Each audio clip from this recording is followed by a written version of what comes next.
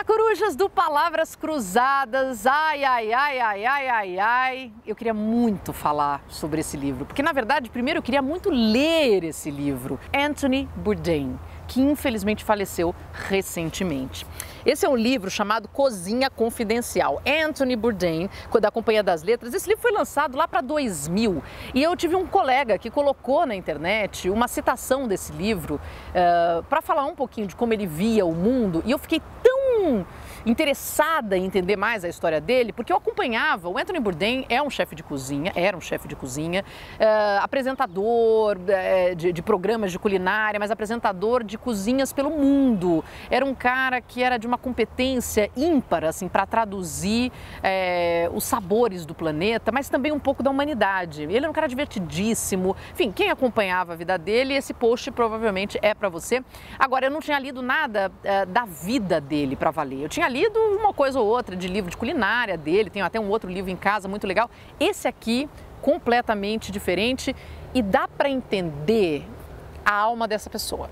O Anthony Bourdain se suicidou recentemente, e isso foi um choque para todo mundo que gostava e curtia a carreira dele.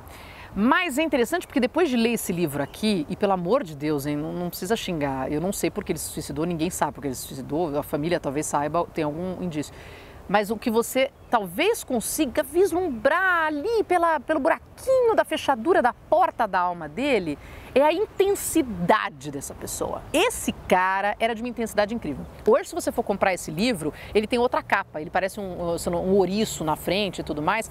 Eu vou começar lendo a orelha, porque ela já falava muito, né? Durante a adolescência aborrecida de menino americano típico e mimado, Anthony Bourdain fez uma viagem à França de navio com os pais e o irmão. Foi então que comeu sua primeira ostra e provou uma sopa fria. Despertou assim o sentido adormecido do paladar que jazia profundamente coberto por ketchup. Para ele falou que foi um mundo assim, mudou completamente. Assim, foi aquele momento que a culinária passou a ser alguma coisa, a comida, o alimento passou a ser algo tão relevante para ele. É interessante isso, né? Isso foi a coisa de 9 anos de idade que ele tinha, era muito novinho. Pausa.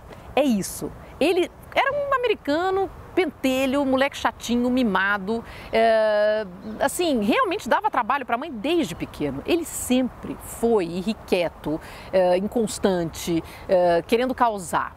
Agora, não é porque nessa idade ele resolveu, meu Deus, a comida é uma coisa maravilhosa, que ele falou, vou ser chefe, vou estudar. Imagina, nada disso. A vida dele nunca teve uma programação, a vida dele sempre foi vivida. Em meio a nuvens de fumaça de maconha, quantidades importantes de cocaína, outras várias drogas e uma animada atividade sexual, mistura lembranças e comentários com direito a mafiosos e Frank Sinatra, muito derramamento de sangue, bebedeiras gigantescas, pitadas de suspense e uma alegria atordoante no ar. Gente, isso faz parte do livro o tempo todo. Droga, sexo, muita falcatrua, muita loucura, isso é o que acontece dentro da cozinha. Só que não é só isso que acontece dentro da cozinha. A última coisa que você descobre no livro é que a experiência dele é o que todo mundo vive.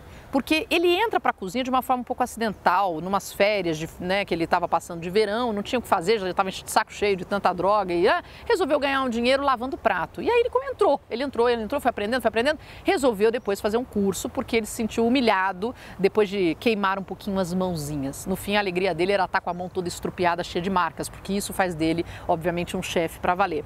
Agora, ele mostra que dentro da cozinha é um trabalho, eu passei a ter um respeito tão inacreditável. Eu já vinha ganhando esse respeito, né? Tendo esse respeito depois de assistir o MasterChef e outros programas de culinária que mostram como é que é a vida dentro da cozinha profissional. Mas depois de ler essa história, você fala, caramba, é assim, dedicação das 6 da manhã às 2 da manhã do outro dia, vários dias seguidos para ganhar muito pouco, trabalhando no quente, no fogo, se cortando, saindo sangue e dane-se, bota lá, tapa, faz um ponto e volta a trabalhar. Isso é todo dia, em todos os restaurantes. Esse nível de dedicação é exigido em todos os lugares minimamente sérios. Só que ele vai contando assim, como é que eles soltam a energia. Acabou o serviço, é droga. Tinha tráficos enormes dentro da cozinha. Uma vez ele entra num restaurante para trabalhar, ele entra na cozinha, os caras estão montando metralhadora.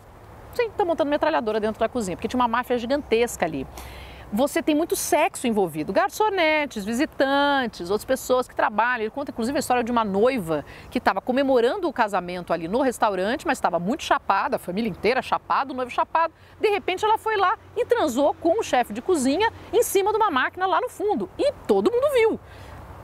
Você fica um pouco chocado assim, mas aparentemente isso acontece com uma certa frequência. E é fantástico o que ele mostra nesse livro. Eu nunca imaginei.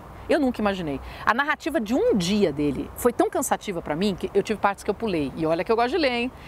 Porque era... Nossa... E não sei o quê. E ele narrando que cortava e fazia, não sei o quê. Isso porque começou às 6 horas da manhã. E lembrando que ele foi casado por 21 anos com a esposa dele, a Nancy, que foi namorada dele quase de adolescência. Depois ele teve mais 2 casamentos, quando no último relacionamento ele se suicidou.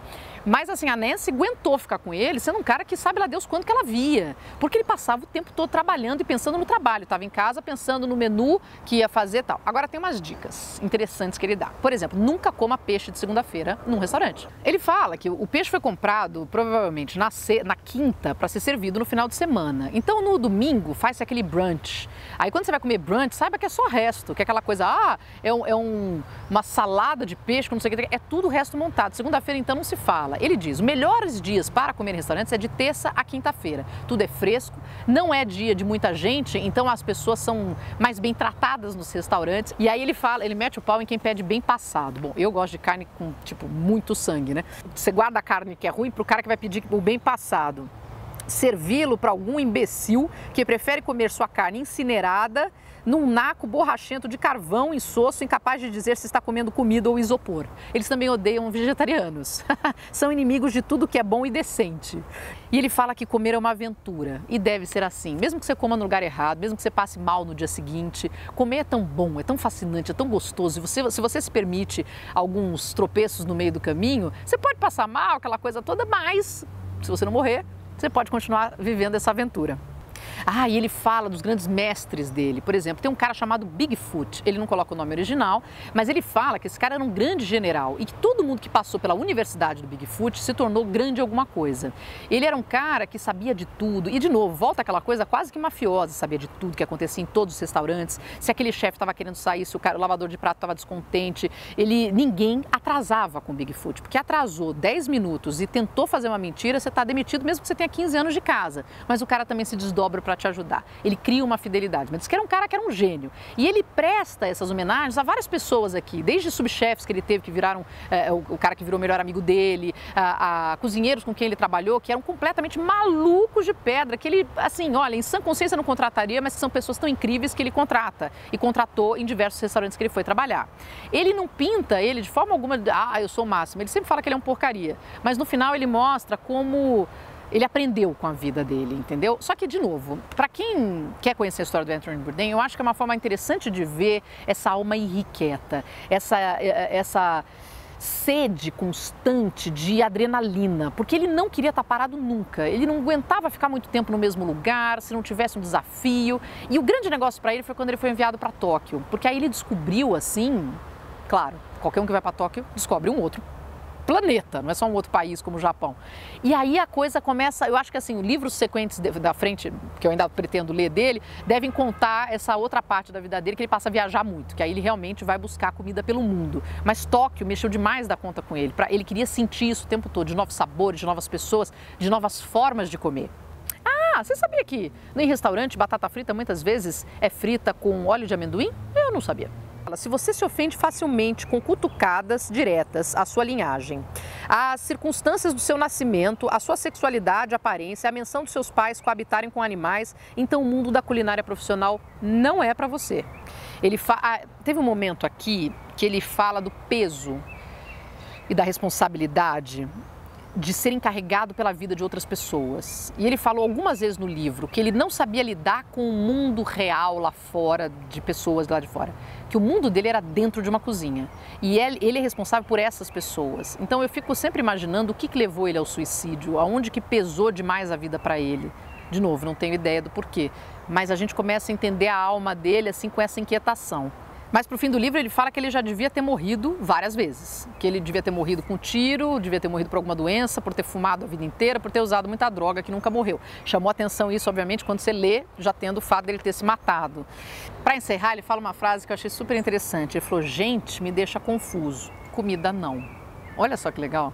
Bom, Anthony Bourdain era um cara incrível, beberrão, cheirador de cocaína, sérios problemas de heroína, grande chefe de cozinha, um apresentador maravilhoso, uma figura, assim, midiática, porém rica, de alma rica, e que infelizmente deixou a gente. Vai saber por quê. Essa riqueza toda, eu acho que ele gastou o tempo em vida e depois cansou e foi embora. Dica de hoje, eu quero agradecer muito pelo empréstimo do livro, pela inspiração de lê-lo, do Juca Silveira. Por favor, muito obrigada a você, Juca, por isso. Seu livro está intacto, vou devolver e vou comprar, porque agora já tem disponível nas lojas. Anthony Bourdain, Cozinha Confidencial. Vale a pena. E pela curiosidade, você não conhece o Anthony Bourdain, uma pena, você pode ser um alienígena, mas vale a pena pela história dele, que é uma história muito enriquecedora. Beijo, semana que vem eu tô de volta. Inscreva-se aqui nas minhas redes sociais, acione o sininho, terça-feira às 6 da tarde. Não perca, sempre um Palavras Cruzadas novo para vocês. Tchau!